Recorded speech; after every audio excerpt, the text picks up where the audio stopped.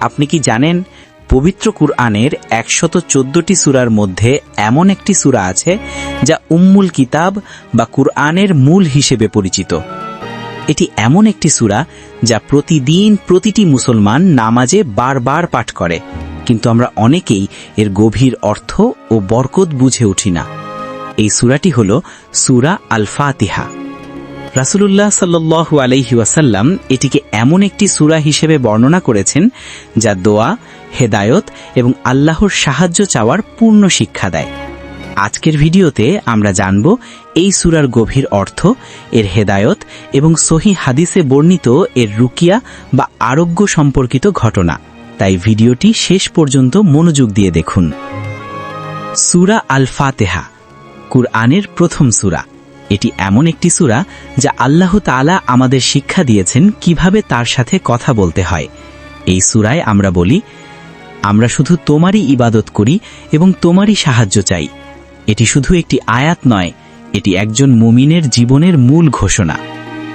বিসমিল্লাহির রহমানির রহিম। পরম করুণাময় ও অতি দয়ালু আল্লাহর নামে শুরু করছি। আলহামদুলিল্লাহি রব্বিল আলামিন। সমস্ত প্রশংসা জগৎসমূহের প্রতিপালক আল্লাহর জন্য। আর রহমানির রহিম, তিনি পরম করুণাময়, অতি দয়ালু। মালিকি ইয়াউমিদ্দিন, তিনি বিচার দিনের মালিক।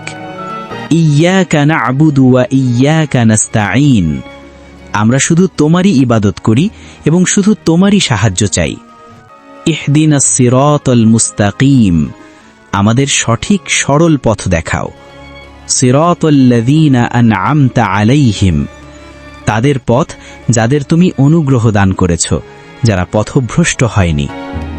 গায়রিল মাগদুবি আলাইহিম ওয়ালাদ-দাল্লিন, তাদের পথ যাদের তুমি নেয়ামত দান করেছ, তাদের পথ নয় যারা অভিশপ্ত ও পথভ্রষ্ট। সূরা ফাতিহা আমাদের শেখায় আমরা কার কাছে সাহায্য চাইব, আমরা কিভাবে দোয়া করব এবং জীবনের আসল উদ্দেশ্য কি। প্রতিদিন নামাজে আমরা বারবার এই দোয়া করি, হে আল্লাহ, আমাদের সঠিক পথে পরিচালিত করো। কিন্তু আমরা কি সত্যি সেই পথ বুঝে চলছি? সহিহ বুখারীতে একটি ঘটনা রয়েছে। একবার সাহাবীরা একটি সফরে ছিলেন। এক জায়গায় এক গোত্রের সর্দার অসুস্থ হয়ে পড়েন। তারা বিভিন্ন চিকিৎসা চেষ্টা করেও সুস্থ করতে পারছিল না। তখন এক সাহাবী আবু সাঈদ খুদরি রাদিয়াল্লাহু আনহু শুধু সূরা আল ফাতিহা পড়ে দোয়া করেন। আল্লাহর ইচ্ছায় তিনি সুস্থ হয়ে যান। পরে সাহাবীরা রাসূলুল্লাহ সাল্লাল্লাহু আলাইহি ওয়াসাল্লামকে বিষয়টি জানালে তিনি এটিকে রুকিয়া বা দোয়ার মাধ্যমে চিকিৎসা হিসেবে স্বীকৃতি দেন। এখান থেকে আমরা বুঝি কুরআন শুধু তিলাওয়াতের জন্য নয়, এটি দোয়া ও শিফারও মাধ্যম। আল্লাহ তাআলা কুরআন সম্পর্কে বলেছেন, এটি মুমিনদের জন্য হেদায়েত এবং রহমত।